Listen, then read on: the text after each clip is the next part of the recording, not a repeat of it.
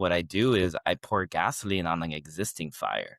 I'm not here to start a fire from scratch. Yeah, I'm like, if you want me to start the fire from scratch and burn this house down, like I will, I will charge extra for that.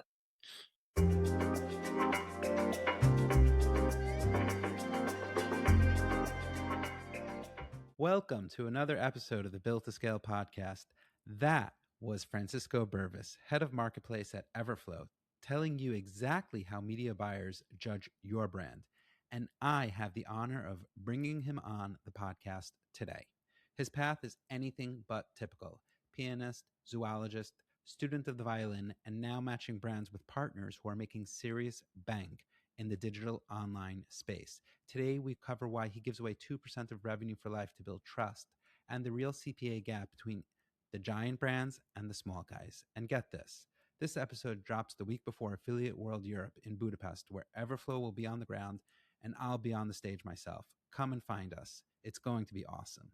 Now, wherever you're watching or listening, hit like, subscribe, share, comment, ring the bell, smash the button, or whatever your platform calls for these days.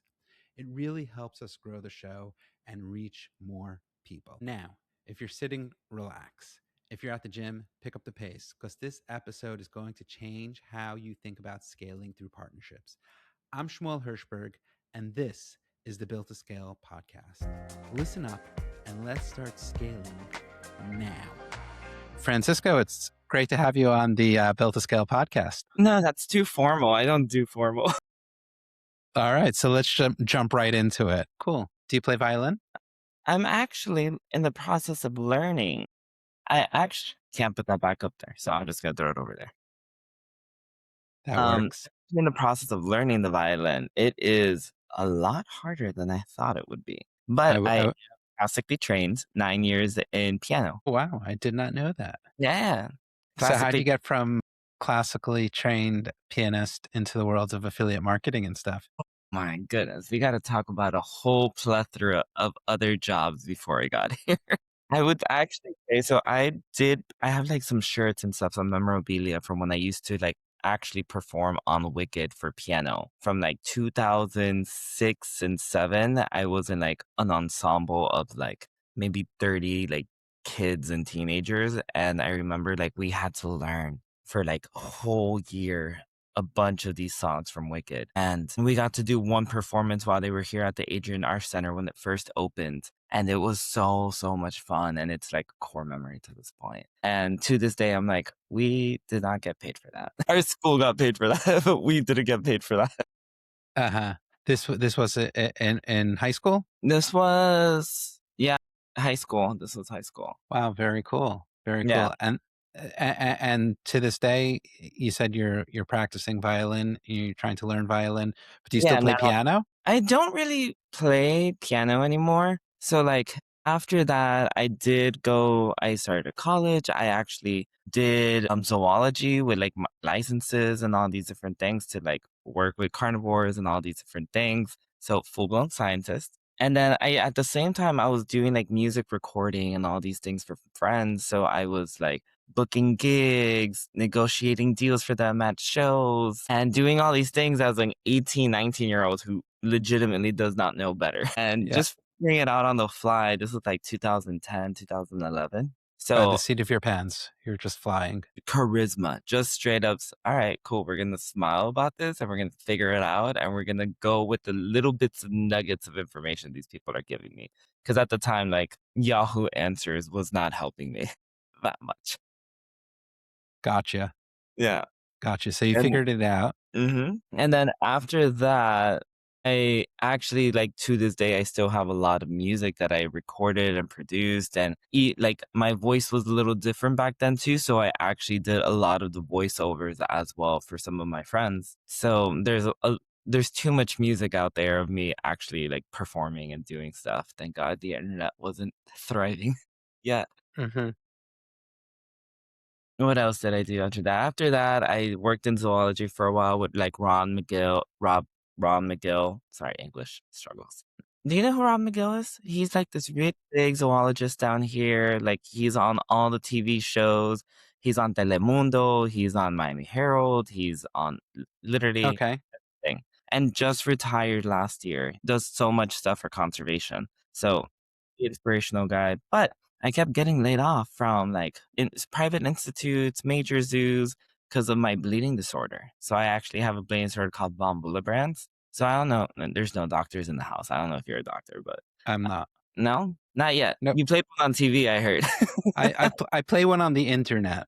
There we go. There we go. I feel like that's the same nowadays, right? I'm sure. Isn't Doctor Phil? If If Doctor not, I'm Phil gonna can copyright be a it. doctor, so can you. And what was it? So then I kept getting laid off because every time I would start switching over into like the company's health insurance, they're like, "Oh, liability." I'm like, "I'm an expensive liability." That is true. 'Cause, Mhm. so, like, if you when it comes to patient costs, number 1 is always gonna be, like, cancer patients, just because there's so many of them and they're, like, consuming so much for health insurances and things like that. Number 2, there are not that many of these patients, but it typically falls into bleeding disorders. So, like, von Willebrand's, hemophilia, sickle cell, the medication is just so expensive. Like, one of the Okay. vials that I, like, use is somewhere in, like, the 30 to $80,000 range just for, like, staying And alive, staying and you're alive. still and you're still using this to this day. Oh, yeah, yeah.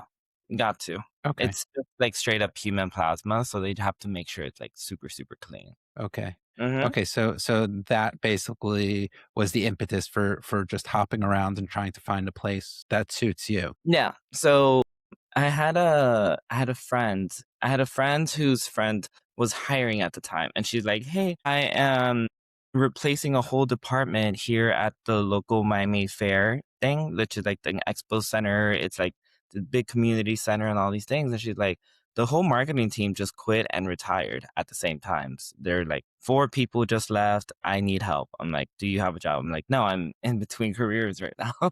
So she helped me get into just like sales and marketing. And it was like my first experience into sales and marketing. And she showed me how to use the tools at my disposal. She showed me like, all right, cool. We got to understand the problem first and we got to understand the history of it. And so we're going through paperwork. We're going through boxes and boxes of 20 years of paperwork of like schools, donations, ticket sales, what was happening, partnerships, and all these things. Okay. And And just remind me, what year was this in? this was 2013, 2014. Okay. Yeah, yeah. And I was just going through all these things, and one of the supermarkets down here in Miami is called Sedanos. It's a very like Latin focused supermarket. Okay. And I see that we have the owner's contact information here. And I'm like, we're gonna call him. And I'm like, I've never done the sales call. So she's like, I got this. I'll show you how to do this. And she's so funny. Her name's Diana Nelson. I will always shout her out with anything. And she showed me basically like how to do these phone calls. And we started building this relationship. And 6 months before the fair even opened for like an 18-day nonprofit organization, it generated, I think, somewhere around $1.6 million within like the first 3 months pre like sale and everything, just because So of that what were you selling? like group ticket sales, like bundle packages for this like community fair that is all straight donations. So like anyone who's spending money there, it's going into scholarship funds, it's going into the local university, FIU, UN, it's sponsoring everyone's education down here. So that was basically the one that got me going. And then she showed me how to use tools outside of the toolbox, how to just start finding opportunities everywhere. And I would say that's kind of like what set the foundation for like what I do nowadays. That's amazing. So that foundation that Diana taught you, it sounds like it wasn't just like a one and done type No. of sales call, like here, do this. It sounds like there was some real practical tips in there. It was hear me do it, and then I'm gonna go hear you do it 5 times, and every time you do this Okay. or like this deal or like you show up in person, this is how you're gonna dress, this is how you're gonna do, this is what you're gonna say, this is how the tonality of what you're gonna do it in. She really whipped me into shape. What was it? Was it the rehearsing that was like the key tip that you would say made this so effective, or was there like another The tip or rehearsing and the practice really just like it took away the fear. just doing it. Because I am one of those people where if you give me 46 hours to perfect something, I will take 57 hours to do it. But Yeah. you're like, hey, and I have a business partner where she is the complete opposite. She's like, I thought of this idea, I did it, it failed, but now we can fix it. I'm like, that whole sentence stressed me out. I got 4 new gray hairs, but now I have something to start with. And like, thank you for getting it going, because now I don't have to obsess over every perfection detail to launch and spend all of this time doing all these things that may or may not work out. Wow. Yeah. So So that's really where you cut your teeth in sales. And then this brought you, I know you've had like a bunch of different stints and I guess micro careers at a lot of different yeah. powerhouse companies. I know you worked with you worked with HelpGrid, East Fifth Avenue. Now you're working with Everflow. Mhm. So why don't we focus just a little bit about Everflow Yeah. and who they are, what you're doing with them. Well, time skipped me a couple years. No, so fun story. I started this lead generation business with my business partner, Melly Creef. And this is like 2019, 2018. And that kind of snowballed into different things. But the industry changed so much after COVID, where the lead generation and the way that we were going about lead generation changed completely. And I'm like, all right, well, this is a dud. Like this is dying. Let's get rid of it. However, it's still to this day still operational and it still works for very niche types of lead gen businesses for high ticket sales. Okay. But through like all these messaging and lead gens, I ran into Alona Radomski. I think that's how you pronounce your last name, which is Yeah, Amber's partner for East Fifth that's Avenue. right. Yeah. That's right. And then she introduced me to Amber. Amber and I had this quick little 30-minute Zoom call where I'm pretty sure it was 28 minutes of us just like going on different like tangents of just ridiculousness of I just Yeah, met. Amber's great. Yeah, yeah. I met this woman very quickly and we connected very fast. She's like, you know what? I'm gonna give you this opportunity to be like a biz dev person with me, blah blah blah blah blah. She's like, you have a variety of different backgrounds with magazines, movies, all this stuff. I think it would work out because the, of the plethora of things. That you've So done. yeah, she brought me on board, and then within 30, not even within 4 days, I think I was at the ClickBank Platinum Summit in Mexico, where I'm like, I know partnership marketing and I know a little bit about affiliate marketing, but then on my ride there, I'm in the car with like Paul Count, Scott Pallet, some of the ClickBank people, and I very quickly find out I'm like, oh, the things I know about partnership marketing and affiliate marketing is completely outdated, and I'm gonna throw that out the window. And my car ride to the to Platinum Summit was like 2 hours, and everyone's just pouring information into me. And to this day, I'm like, I love these guys. Thank you so much for everything. They got Yeah. rid of a lot of those like pre-first event jitters and anxiety. And you just were like a sponge and just soaked it all in. Absolutely. I went in there so unafraid about asking the dumbest questions. And when people said a certain metric or a terminology or like this, that, and the third, I'm like, okay, explain it to me as if I was in the third grade and have snacks and like jingle your keys just in case. Learned so much. I even learned the ins and outs of like what ClickBank really is because all I knew of ClickBank was like, oh, yeah, you can go put something there and it's like free. And I'm like, okay, cool. Like, yeah, that's easy to understand. And then once I got there, I'm like, oh no, I didn't know anything correctly about So what do you learn about ClickBank that that. They're great. They're okay, amazing. They do the things they say they're gonna do. gotcha. Okay. Uh, and met a lot of amazing people there to still to this day still talk to. That's where I met Brett Kaufman. That's where I met Yoga Vamog. That's where I met Amber for the first time. And I'm like, she's so much taller in person. I met Thomas McMahon, so many amazing individuals in our space. So that's kind of like where everything really like just started formulating very, very well. And then Okay. that year I was on 145 days of like trips and events and all these different things. And This I was think that's working doing business development for East Fifth Avenue, right? yeah, with Amber. So Okay. Amber I was transitioning from like the Mimosa Mastermind to the Four Rooms Mastermind, and East Fifth Avenue was like growing with Traffic Tribe and doing all these things. And then I started becoming more public later on just because that's where I felt like more comfortable. Like, okay, cool. I'm understanding what these brands are doing. I understand what the partnerships are doing. I understand what the stats are. Like, now we're cooking with gas. I would say like 6 months in, I'm like, get out of this kitchen. You can't handle this heat.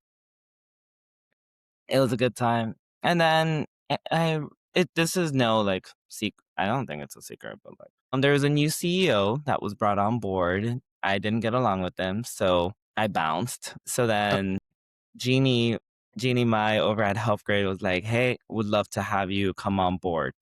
So I went over there for a while, had a great time, learned a lot about abandoned cart recoveries and some strategies that I wasn't even, like, completely privy to, which to this I'm still using part of the strategies. I still send tons of leads over to Miss Jeannie Mai. She's amazing, and so much fun, always so much fun. Great, yeah, they have pretty great events. conversations, yeah, Now, and then HelpGrid is primarily post sale upsells and offer cart abandonment phone calls, right? They're primarily sales, right? Or am I missing something? they're primarily sales. They're phone call sales where you abandon a cart, they jump on a call, they try to upsell you and or maybe do like a subscription recovery. And So now they any business basically that gets a phone number, as Mhm, soon as they could get that phone number, and they could partner with someone like HelpGrid and try to scale that way, where instead of just letting them buy something online and calling it the day, they mhm. could have representatives call and try to upsell, sell them more stuff. Do they also do like post sale? Like, will they keep tabs, let's say 3 months after, and call people like when they need to reorder? Yes, they do. Yeah. They're Yeah, I even mean, this stuff. they're even doing these script abandonment calls now where if somebody like leaves a telehealth script halfway done, but you have their phone number, their email, they'll like do those recoveries as well. So she does amazing work. She's still very relevant for a lot of what my clients are doing nowadays. So I'm always on the phone with her. Okay. Nowadays, I'm also to your story, I am working with Everflow. I am the head of marketplace for all the brands. So what I do here now is essentially what I was doing with Amber and HelpGrid was like auditing offers, making sure they're hot, sexy, flying, beautiful, and putting them someplace public where affiliates can discover them, publishers can discover them, partners can discover them, premium publishers can discover them, Capital One, Sovereign, Skimlinks, you name it. That's kind of where I exist. And then the brands come to me, they bring me their offers. I tell them you're at standard, you're below industry standard, you're above industry standard for XYZ reasons. Let's look at, or you're like, you have a really good program, but your conversion rates are 0.02%. What's Okay. going on? Let's look at the funnel. Then you look at the funnel and it doesn't work. Oh, yeah. I want to pause for a moment and just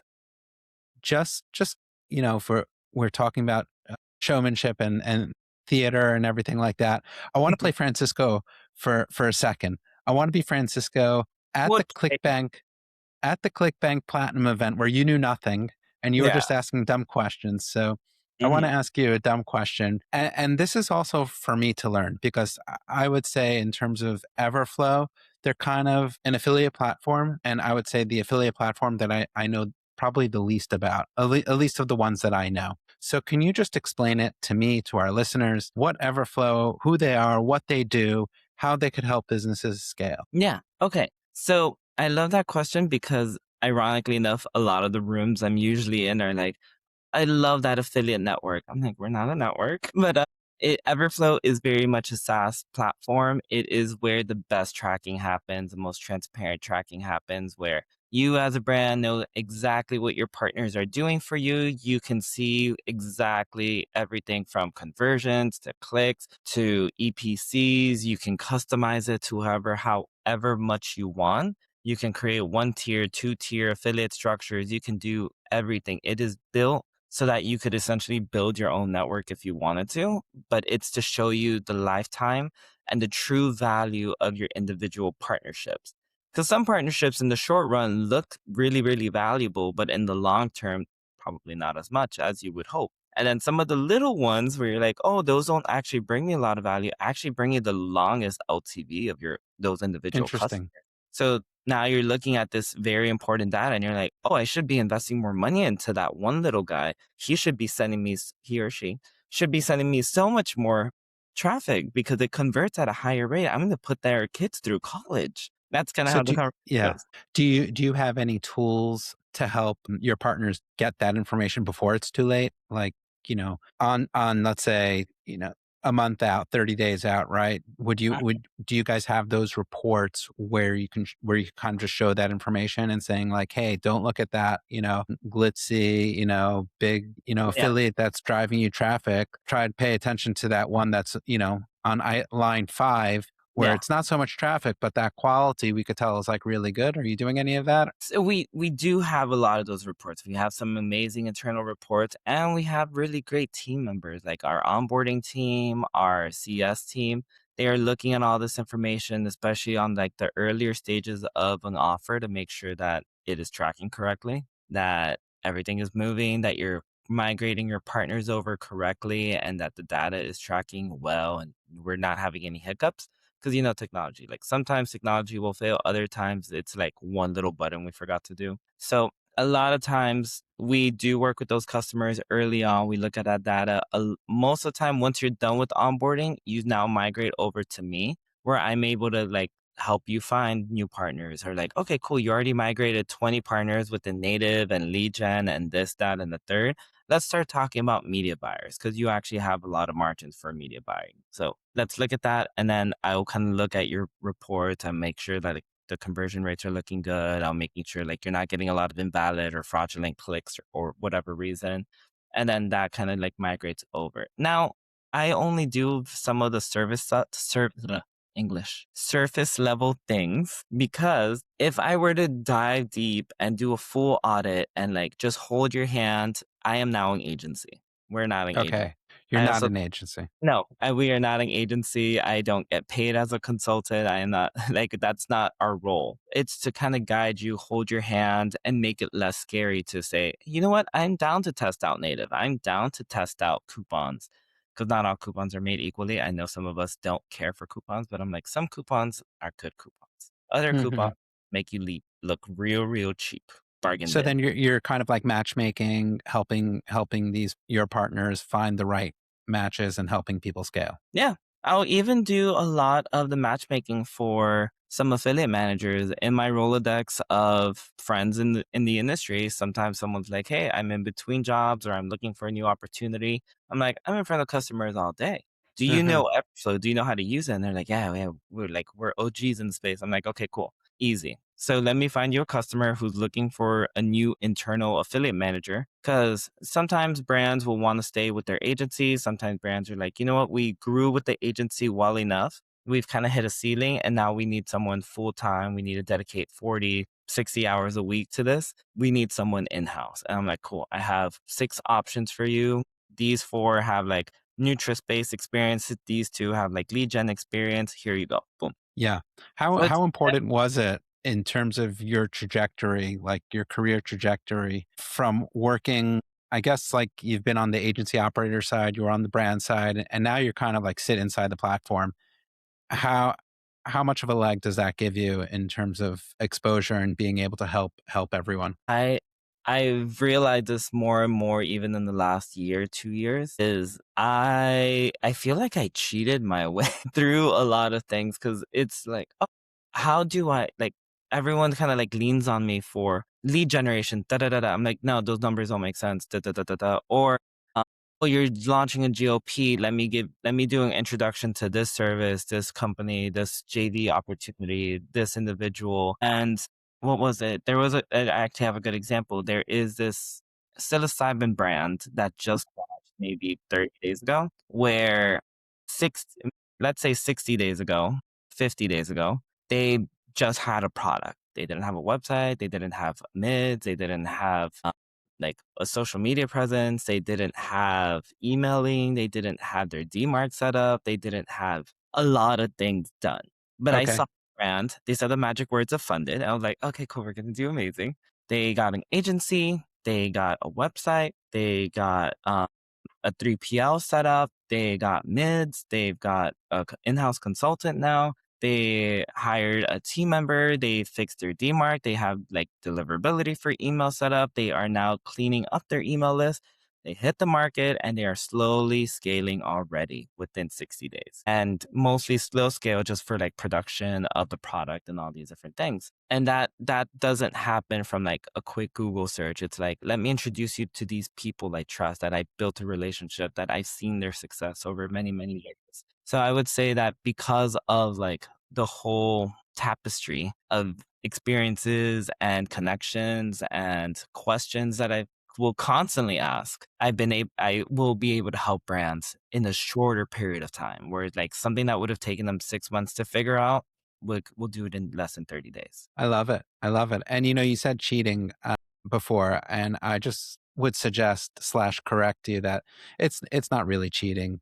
Amy Cuddy talks about in her book Presence about faking it till you make it, fake it till you make it, and this concept is so well known in business, and everyone, there's so many people that talk about faking it till they make it, right? And then there are people that don't talk and won't say fake it till you make it, but the vast majority of those people, they're also probably faking it until they make it. So I'm just so happy you made it, because you've been able to help so many people. And I want to just ask, because like right now, I think you're just like probably like you're like sitting at the top of the mountain, and you just have like a great view of the whole business landscape of where things are. When you're looking at partners and stuff, and partners that want to scale fast and scale quickly, right? What's like the number one strategy for scale? Is it spray and pray and trying to like spread your eggs into multiple baskets, or is it to focus on one channel? What can you tell us about that? Okay. So just for language, when you talk about partners, are you talking about brands or are you talking about like publishers? I'm talking about like offer owners, Okay. people like that are brands. Yeah. So I get a lot of brands offers hitting my desk every week. And I would say the first things to make sure for a brand before ever even touching affiliates is making sure your own house is built. And that means, does your shopping cart work across the board? Are you doing those like email captures? Are you set up with the banning cart? Is your website converting? Is your website converting? And for what kind of traffic sources is it converting? And if your Okay. main website doesn't convert, do you have like a sales funnel for like a specific product that does work? Because all of these things are very important when you want to start talking to affiliates. Because if you're not willing to spend $1 on your own company, why would an affiliate? They're That's commission-based sales. They're essentially commission-based yeah. sales at the end of the day. That's a So it's powerful statement. yeah. Yeah, let's talk about that. Okay. Let's dive into that. So if you're not willing to put $1 into your own company, why would you expect anyone else to? Let's spend a couple of minutes on this as we unpack this whole. Structure. Okay. Yeah. Okay, let's talk about, you build a brand. You go on lovable.biz, you build a website, you get all these AI generated images, you have like some 3PL set up where it's sending some drop shipping product to whoever's purchasing, and you're making $20 per sale. That's really generous for drop shipping, but like we'll just say that's what it is. But let's say you make a couple sales, your conversion rate is, let's say, 0.5%. Not great. I mean, most affiliates probably for tech gadgets and something like that, they probably won't touch you until you're probably at like a 1.2. But let's say you made all your traffic via email and your emails work and all these things, and you're like, cool, I'm successful, I'm doing amazing. Let me go and start reaching out to media buyers because now my emails are scaling up, I'm generating more money, everything looks great, good, great, terrific. Now, I meet a media buyer in the wild and they say, what are some of the most common questions the media buyer is going to ask is, do you have creatives? Do you have tested assets? How much money are you spending on ads a month? And Conversion. yeah, conversion rates, what's the EPC, what's this, what's that? And you have none of that. You have some assets that you can share, and you're like, here are some creatives and banners I use via email and some pictures of my product and logo. But that wasn't the question. The question was, do you have tested creatives? Do you have tested assets? No. Hmm. So And well, I just want to just challenge you? I mean, you did say that they were sending emails out, so there were some creatives on email. But you're what I'm getting is that the media buyer, the affiliate who wants to buy traffic, is really asking, "What have you spent money on in terms of what I'm going to do? I'm going to buy media. So tell me what you did in terms of buying media. Is that is Yeah. that is that is that right?" Yeah, yeah. Because Okay. when it comes to, like, email, it's a different conversation, it's a Yeah, for different sure. audience. Maybe the audience is significantly warmer because you email them every day and they love you.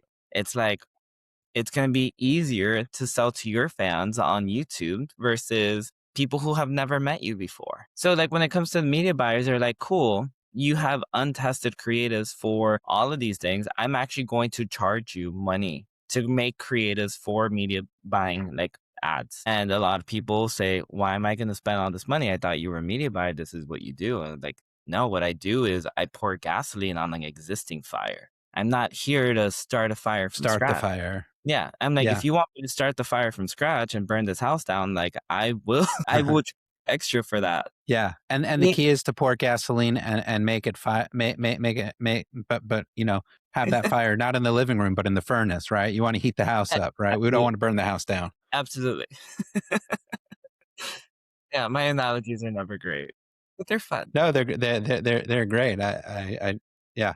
But that's essentially it, where if you're not willing to put in the effort first, why was someone else gonna put in the effort for your brand? So let's get down to, like, actual figures and stuff. Sure. The media buyer says, "Well, how much does the brand need to put in? Are we talking about a couple of $100, a couple of $1,000? Over what period are we talking about?" Okay. I guess that question can blend out into maybe a more practical strategy where you just launch this brand, test out. You're going to test out a lot of different things. You're going to test out everything from the lander to the actual writings to the images, and you're going to do variations of those. And you're going to take the best performing piece of each one. You're going to look at a heat map to look at where are people dropping off on the website to make sure that you're optimizing the website, making sure that if they're landing and they're not converting, why? Asking those questions of like, how can I optimize?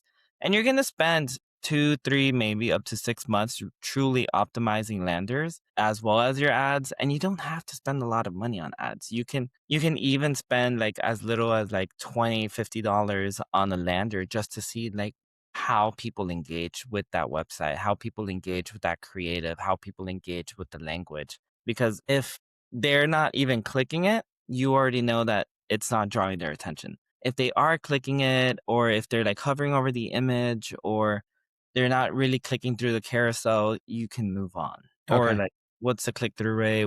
And then we're starting to see like, oh wow, a lot of people are starting to click on this. They're starting to engage with this creative. We're going to use this creative. And then I'm going to stick to that one. I'm going to kill all the other ones. Test fast, kill quickly.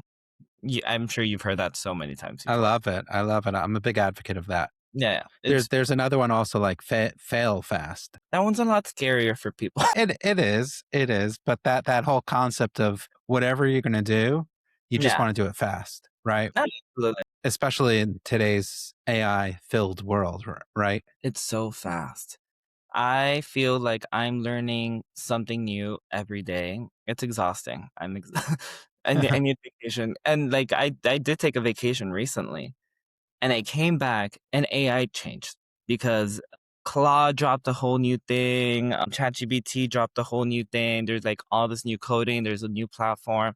I was like, I was gone for Yep. 7 days, and now Mhm. I'm behind, and I'm just catching up, watching videos of what people are doing. Yeah, but not only that, things are moving forward, sideways, and backwards in every which way. Like as we're recording this, Fable is down. So I don't know if you had a chance, but or saw it, but Claude released Fable last week, Yeah, yeah. and over the Powerful. weekend, it it it, Powerful, they had to shut it down. it was shut down. Exactly. Yeah, I didn't even get a chance to try it. I know a couple people who were able like, saw it, tested it out, built some really cool things on it, and they're like, "That was the best 600 bucks I've ever spent in my life." Uh huh. Damn it. Why I was in Denver when that all happened, so I wasn't able to, like, check it out. Yeah. Yeah. Yeah. Very cool. Yeah, so yeah, things definitely move fast. So this whole concept of just test things fast and learn. That's definitely one of the most important core skills for scaling. Now, in terms of like working with Oh, people, yeah, programs. Yeah, I go wanted on. to go back to your question. So now that we got rid of all the foundational things of like you got a conversion, you have tested assets, you're doing all this stuff. Now, what is the one thing that is very important across all brands and like products and services to really scale? And it is, yes, there is a level of diversification, but it's the willingness to test things out and test things out multiple times because not all lead gen businesses are the same. Not all media buyers are the same. Not all native ads are the same. It's like test them out, do your background, do your research of these companies, these partners. Ask your friends. Your friends all have amazing recommendations in whatever industry you're in. They might actually have a partner for you that you can actually go and test things and have a little bit more trust with. Because again, test and verify everything, and that's how you build trust over time with any affiliate. You never give an affiliate next day payouts out the gate because you're going to get burned. Yeah. Yeah. Yeah, that's a good takeaway in terms of testing things. Yeah, I'm like envisioning, I'm a big sports fan, so the World Cup's going on right now, Amazing. and and just these brackets about how they get to a champion, right? Yeah. They have the qualifying rounds, and then they're going to put everyone in a bracketed tournament, Hmm. and winnow it down to the actual winner of the World Cup.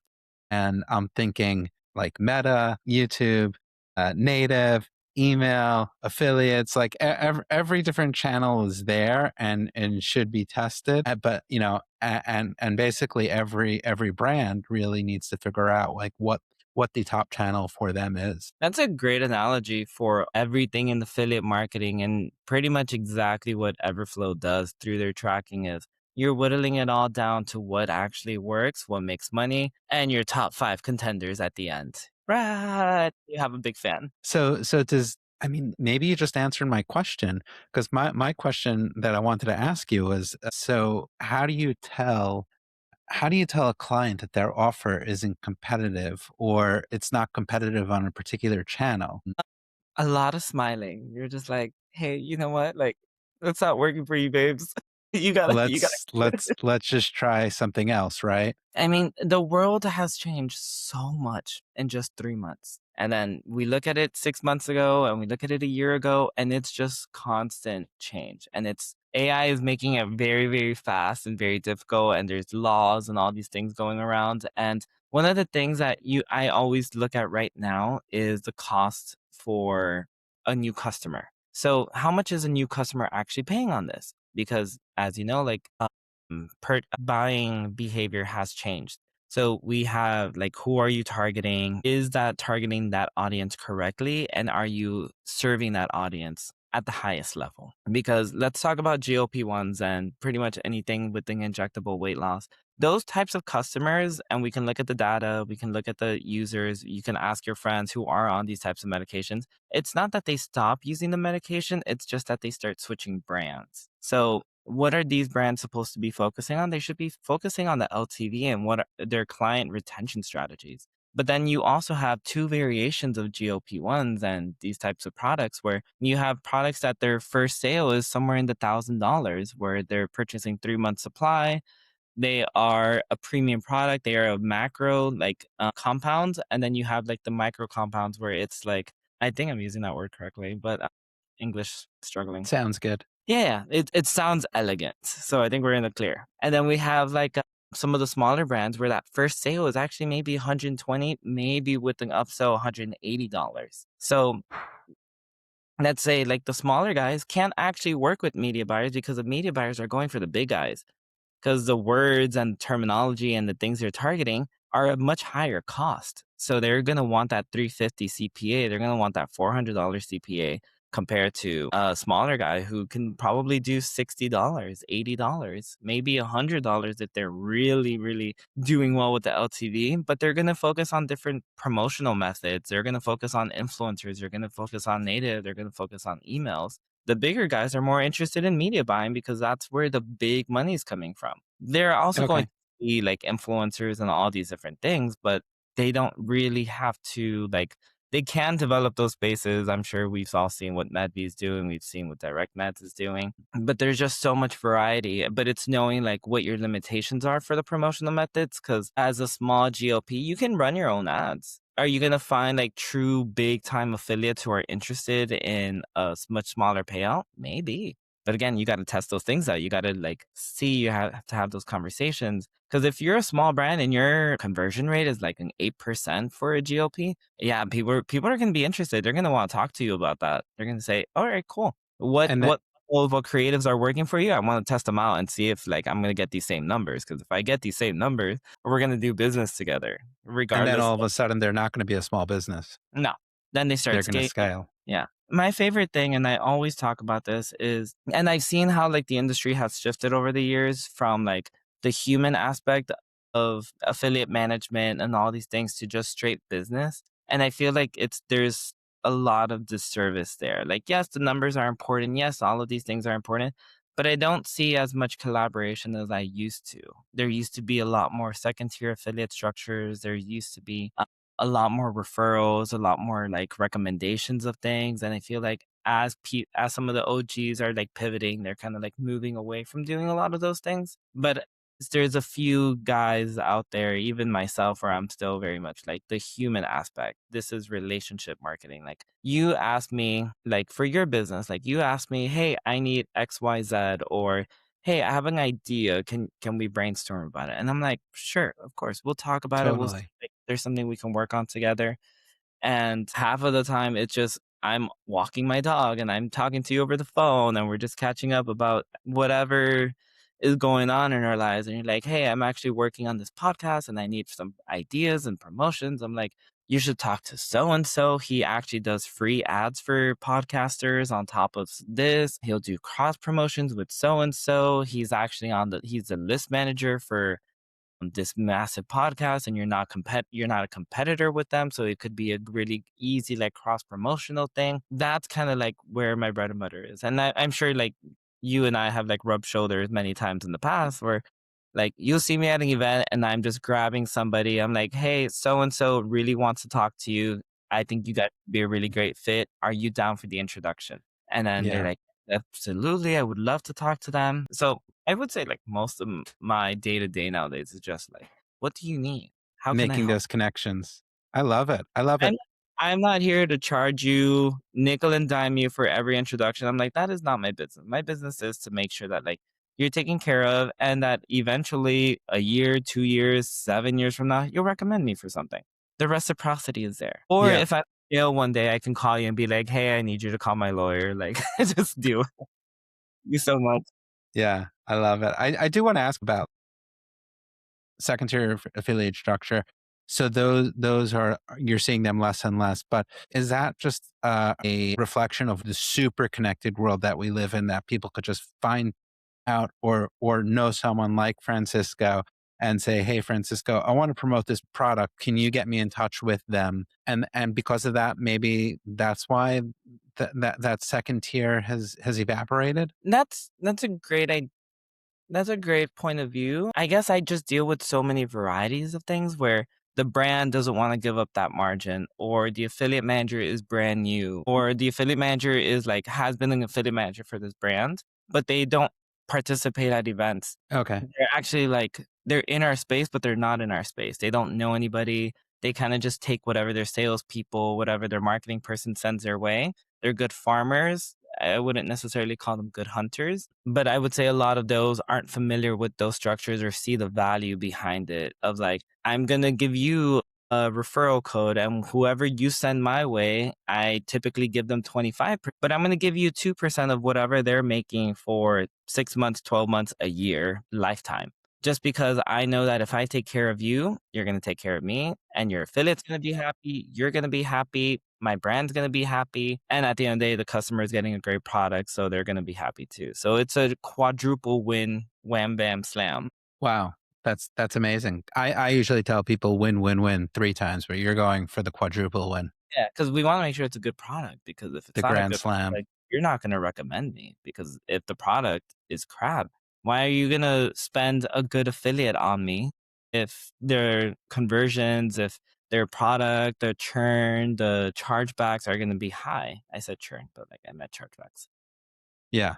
I gotcha. I Yeah. gotcha. So if it's high, Very like, cool. that affiliate's going to leave anyway, so you're like, "W great, I wasted that introduction on somebody, and now that affiliate might not, like, want to test out the next offer I introduced them to." So, I feel like it's a wasted opportunity if it's not a good product. Okay. Mhm. Very cool. Very cool. And just like maybe like crystal ball time, like 5 years out, or forget 5 years out. Let's do 6 months out, a year out. I'm Where do like, you with see? AI, who knows? We could Terminator this whole situation in the next year. So where do you see things going? Like what's Everflow like working on that you could share with the audience? Okay, yeah. So Everflow is working on some really, really cool things. Our marketplace is growing, so that means that we're getting better partners, better brands, better pizza, better ingredients, Papa John's. Uh-huh. Uh-huh. There's a lot of new like AI things that we're doing as well. So then that way, like you can pull more information out of your Everflow instance and then use it on your own LLMs. You can use it on whatever agents you're using. It's That's wants great. to understand the data even more than ever before because it's tons of data. You can even see like up to Yeah, like the addresses. You can see who the return customers are. You can see all of that information. So it's like the more information you have for any AI agent is just going to be for sexy. sure. Yeah. Yeah, totally. One of my pet peeves is like, especially with like email service providers, like when Mhm. you're looking at information and you could actually see the information in their UI, but you Yeah. can't download it. And if you can't download it, it's not actionable. No, So, especially with AI. So that's very cool that you're basically making all those rows and data points accessible. absolutely. Because think about it, we're in the world of AI, we're in the world of data, and every little thing is going to be important. Because as human eyeballs, are we going to look at the IP addresses of every single customer who's purchased from us in the last 6 months? No. It's I'm going to going to be throw that impossible sucker into some AI, and it's going to tell me, like, this area is doing really well. I'm like, I'm going to start running a lot more targeted ads to that very specific zip code just to see what happens. And then boom, you have a brand new strategy that you just tested out and it's converting very, very well. So I'm gonna start doing brilliant. yeah. And then what else are we doing? My marketplace is doing great. I'm doing a brand new series that I would love to actually have you on called Off the Record. And it's just having a quick little conversation about where you're seeing changes, the things that you bring to the space, what amazing things you're pivoting into and what you can actually teach people. I'd So love we're to be on it. absolutely, I would love to have you. That's And awesome. it's a very similar setup to this, but it's more of like the business structure. It's not so much getting to know you. We'll do a little bit about that just early on, but then it's like let's get to the meat and potatoes. We're not here for the side salad. We're not here for the dessert. We're here Just for get the right meat. right into it. We want the sirloin. We want the lamb chops. Let's get into it. We'll talk Okay. about, like the schnitzel later, but like we'll get there. What else? And we're also doing a master class where we actually bring on experts in the space as well to create articles and to create like PR behind it to really just educate our customers. Cause I started this master class some time ago with the help of like some really amazing people at Everflow, Michael, Tony, like Ed, Peter, like some of these individuals did such great work with like bringing this brainchild into fruition. And I've seen it succeed so well where like I actually started the first one with Brett Kaufman, and he just came in, talked about deliverability. He talked about email strategies. He talked about all these different things. We had Manny from Maripost come out. I'm like trying to like go from it and just have them come in because a lot of our customers are in the scale, not in scale, are on the spectrum from itty bitty babies that will not survive if left alone to like super pro, born and raised in the game, deep sea diving, just like they're ready to go. They'll listen to everything, they'll test things out, they got a budget, they're doing all these things, and then everything in betwin. You even I got like love the it. teachers in the middle who are like, I know better than you, and then like shit hits the roof, and then they're like, actually, I need help. Can you hold my hands? I'm like, I got you. Uh-huh. So I'm like, I wanted to start that masterclass. I'm like, people don't know what they don't know. So it's giving them quick assets. It's It's all on true. analog as well. So it should populate as well for them of like, I'm That's looking for become this. one of my It's about go-to prompt engineering tricks over the past couple of weeks is telling the LLM, like, tell me something I don't know, surprise me, teach me. Yeah, that's very cool. I love it. I love it. And this has been a really, really awesome conversation. So thank you so much for your time. How can listeners get in touch with you and learn more about Everflow? Every time you look in the mirror and you say, you can find me on Telegram. Everyone can reach out to me always. I sometimes get back to you very embarrassingly fast or embarrassingly not fast enough. At F Bervis, Bervis. Or Instagram is also always good for me, which is that's Frank, all one word. I don't use my LinkedIn for casual conversations just because that's where like the lead generation business exists. So it's a hot mess in there. And Okay. then now it's like, just text me. No, don't. Awesome. Just text me. That's great. That's great. I love it. So again, thank you so much for your time and thank you for joining me on the Built to Scale podcast. No, of course, of course. Anything you need, just let me know. I got you. Awesome. Thanks for listening to the Built to Scale podcast. If you enjoyed this episode, make sure to subscribe to the podcast so you never miss a conversation about what it really takes to build and scale in today's market. For more information about Built to Scale and how we help companies grow, visit builttoscale.co. If you have suggestions for future guests or topics, send us a note at podcast@builttoscale.co. We'd love to hear from you. Until next time, this is your host, Shmuel Hirschberg. And remember to keep building, keep testing, and keep scaling.